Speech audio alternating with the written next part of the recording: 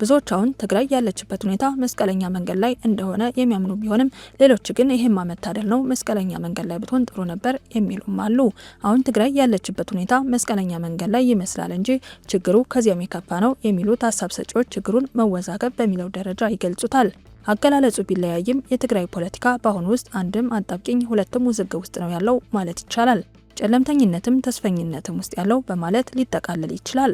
በአንድ በኩል በፖለቲካ ችግር ለመፍታት የታሰበ፣ በሌላ በኩል ደግሞ የተጠናከረ የወታደራዊ ዝግጅት መኖሩ የውዝግቡ ማሳያ ነው። የትግራይ ችግር ካሁን በኋላ በፖለቲካ ቢፈታ ይሻላል የሚል አመራር እንዳለ ሁሉ የለም በጦር አንበርክከን ነው የምንፈታው፣ ጠላቶቻችን ያጠፉናል የሚል በሌላ በኩል አለ። ጠላት የለንም ተቃዋሚ ነው ያለን የሚለው በአንድ በኩል፣ ጠላት አለን የሚለው በሌላ በኩል ሆነው ፖለቲካውን እያወዛገቡት ነው። አንዴ ፌዴራል፣ ሌላ ጊዜ እንደ ክልል እየተወዛገ የሚገኘው የትግራይ ፖለቲካ የዓላማም የስትራቴጂክም ችግር ያለበት ነው።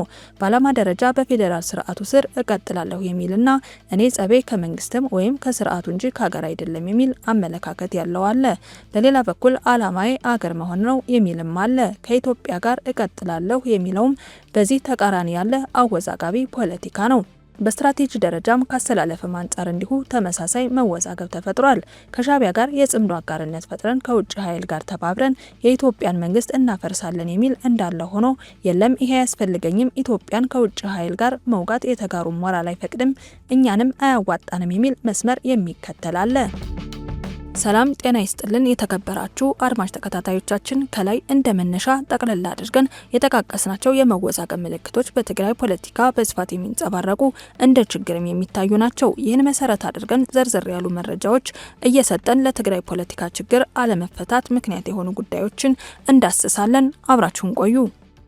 አንድ በዚህ ጉዳይ አስተያየት የጠየቅናቸው ትግራዋይ ተንታኝ ሀሳብ ሲሰጡ ለትግራይ ፖለቲካ መወዛገብ ዋናው መሰረቱ ፖለቲካና ጦርነት መካከል የትኛው ትክክለኛ መፍትሄ ነው የሚለው ላይ ቁርጥ ያለ አቅጣጫ አለመያዙ ነው ይላሉ።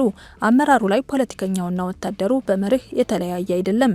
በአብዛኛው አመራሩ አንድ ጊዜ እንደ ፖለቲከኛ ሌላ ጊዜ ወታደር ሆኖ የሚገኝበት ዋነኛው የውዝግብ መነሻ እሱ ነው።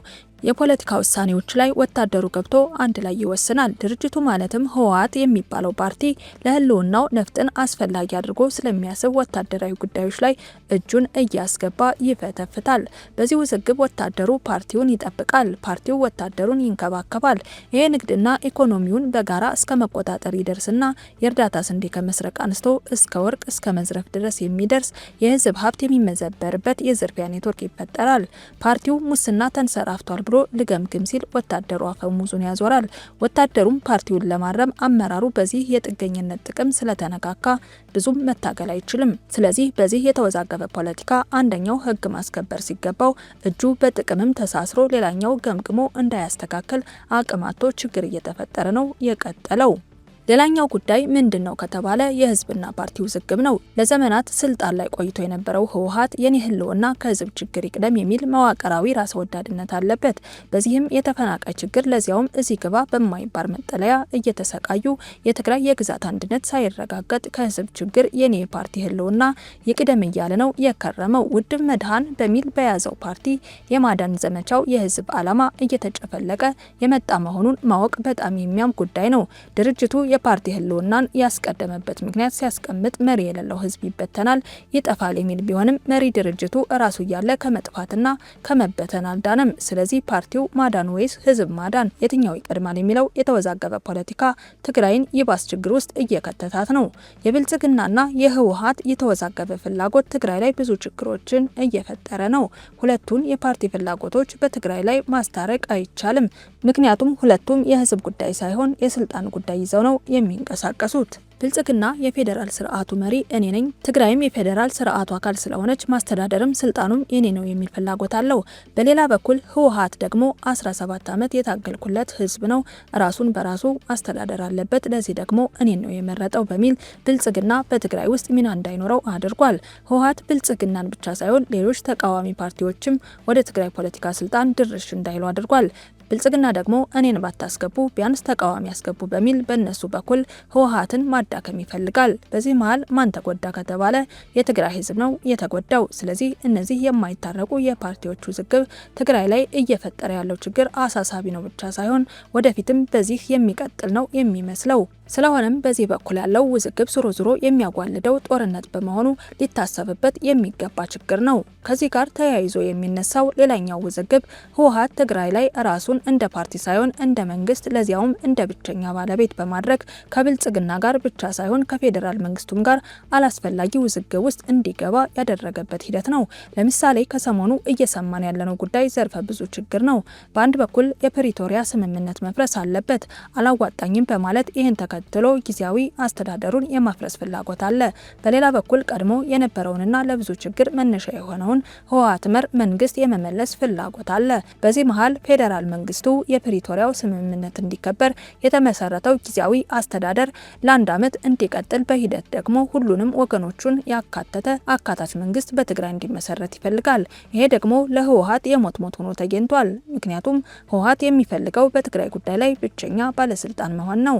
ስለዚህ ይህም ጉዳይ ሄዶ ጦር ማማዘዙ ስለማይቀር ለትግራይ ህዝብ የጦርነት ሰቆቃ ነው የሚፈጥረው። የፖለቲካ ውዝግቡ ሲቀጥል አሁን ላይ ትግራይ ወሳኝ የሆነ የአጣብቂኝ አማራጭ የወደቀችበት ሁኔታ እናገኛለን። በአንድ በኩል ከኢትዮጵያ ጋር የመቀጠል በሌላ በኩል ጽምዶ የሚለውን ጊዜያዊ ታክቲክ ከፍ አድርጎ ኤርትራ ጋር አብሮ የመቀጠል ፍላጎት ያላቸው ፖለቲከኞች ብቅ እያሉ መድረኩን እየተቆጣጠሩት ነው። የዚህ ውዝግብ መነሻ ደግሞ የጊዜያዊ አስተዳደሩ ጠንክሮ አለመውጣት ሲሆን ጽምዶ የሚባለውን ድንበር ተሻጋሪ የፖለቲካ ግንኙነት መቆጣጠር አልቻለም። በአንድ በኩል ጊዜያዊ አስተዳደሩ የፌዴራል መንግስት ፖሊሲ ወክሎ ነው መቀሌ የተቀመጠው። ስለዚህ የኢትዮጵያን ሕግ ስርዓት፣ ድንበር ወዘተ ያስጠብቃል ተብሎ ነው የሚታሰበው፣ ግን አቅም ጠፋ።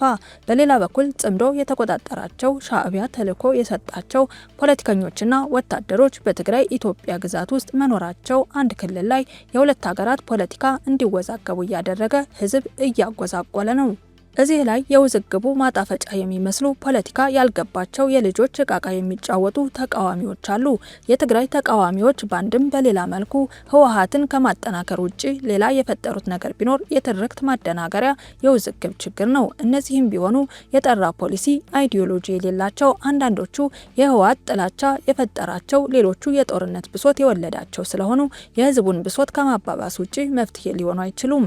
እርስ በርሳቸው አንድ የሆነ የአህዳዊ ጫፍ ሌላኛው የተገንጣይ አይነት መልክ ያለው የብሔርተኝነት ጫፍ ረግጠው የራሳቸውን ስሜት ከማራገብ ውጪ ለትግራይ ህዝብ ችግር ጠብ ያለ ነገር አልሰሩም። በዚህም ተባለ በዚያ ትግራይ ከአጣብቂኝ አልፋ ውዝግብ ላይ መሆኗን መቀበል ለመፍትሄው ግማሽ ርቀት መጓዝ በመሆኑ ይህ ችግር እንዲፈታም ሁሉም አካል ድርሻውን እንዲወጣ ለማስታወስ እንወዳለን። የዛሬን አበቃን። ቸርን ሰንብት።